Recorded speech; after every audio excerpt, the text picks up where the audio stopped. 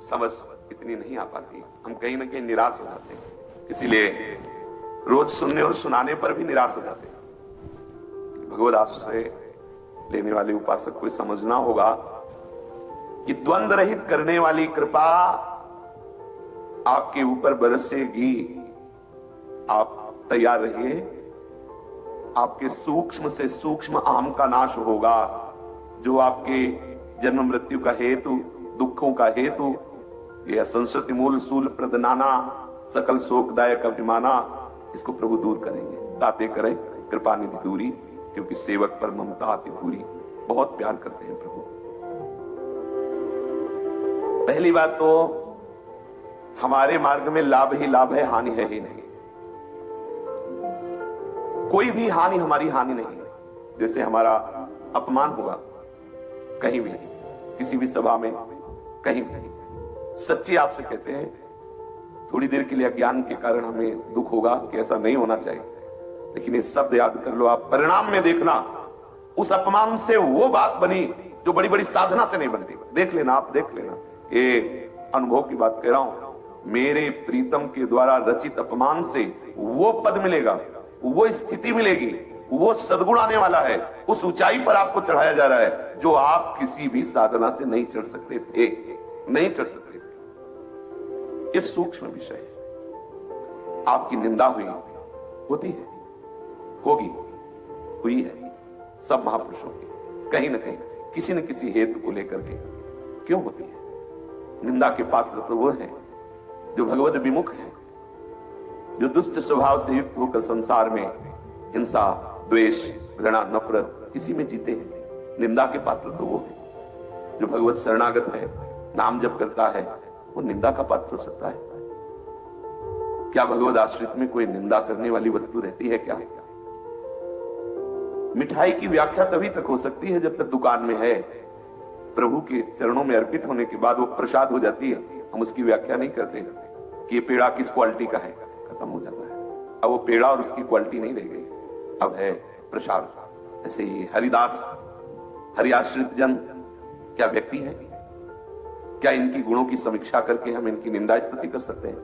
नहीं नहीं, ये भगवत समर्पित जन है, पर इनकी निंदा क्यों होती है? जानते हो इसमें बहुत बड़ा रहस्य है।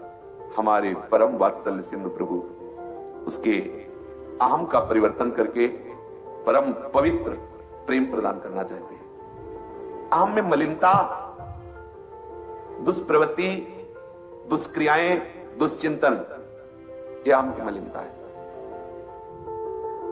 जो हमारे द्वारा हुई है उनको हमें भोगना पड़ेगा, तो हमारे वात्सल्य सिंधु प्रभु भोगने नहीं देना चाहते, इसलिए निंदा करा देते हैं। मान लेना, वो इतना प्यार करते हैं कि वो नहीं चाहते कि हमारे इस जन को इसके द्वारा किए हुए दुष्चिंतन, दुष्क्रियाओं का भोग भोगना पड़े, तो क्या करते हैं? निंदा करा देते हैं। बहुत पक्षपाती है हरि, अपने जनों से बहुत प्यार करते हैं। अब इस विषय को हम ना जानने के कारण हम संशय करते हैं कि भगवान के मार्ग में क्या ऐसा अपमान मिलता है, कैसी निंदा होती है। सच्ची मानिए बहुत दुलार है इसमें, हमारे प्रभु का हमारे प्रति बहुत दुलार है, हम समझ नहीं पाते हैं। हानि, प्रभु हमारी हानि क्यों होने देंगे?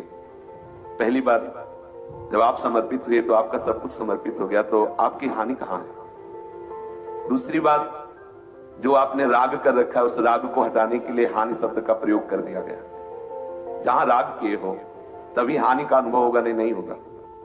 जैसे अभी इसी क्षण कुछ ना कुछ विनाश हो रहा है सृष्टि में, कुछ सृजन हो रहा है, कुछ पालन हो रहा है, चलता है, बाजार है, ये दुकान है, एक भगवान का व्यापार है। इसी क्षण कोई जन्म रहा है, इसी क्षण कोई मृत्यु को प्राप्त हो रहा है, इसी क्षण कोई बहुत उत्साहित है, इसी समय कोई महान निराशा को प्राप्त हो रहा है। हमारे प्रभु का व्यापार चल रहा है, हमें क्या फर्क पड़ रहा है? जहां हम राग किए हैं उसकी हानि होने पर ही तो फर्क पड़ता है। हानि शब्द का प्रभाव किसके ऊपर पड़ा? जहां हम राग किए हुए, वस्तु में, व्यक्ति में, स्थान में, मान्यता में, पद में, तभी तो लगेगा हमारी हानि हो गई। अगर हमारा राग नहीं है तो हानि शब्द का असर नहीं होगा। विचार कर बताइए, राग है तो हानि का असर होगा, राग नहीं है तो पूरी सृष्टि में कितनी हानि की लीला हो रही है, हमें कोई फर्क पड़ रहा है क्या? माने हुए राग में ही प्रहार होता है मेरे आश्रयदाता के द्वारा। तो हानि हुआ कि लाभ हुआ? हमारे आश्रयदाता की कृपा से हमें बात समझ में आई कि ये वस्तु में राग था, अर्थात समर्पण में ये बाधा पड़ रही थी, उस बाधा को हरि ने हटा दिया। तो हानि में हमारा लाभ हुआ या हमारी वास्तविक हानि नहीं? वास्तविक हानि है आश्रयदाता से विलग अन्य राग होना। हानि हरिवंश के नाम अंतर पड़े।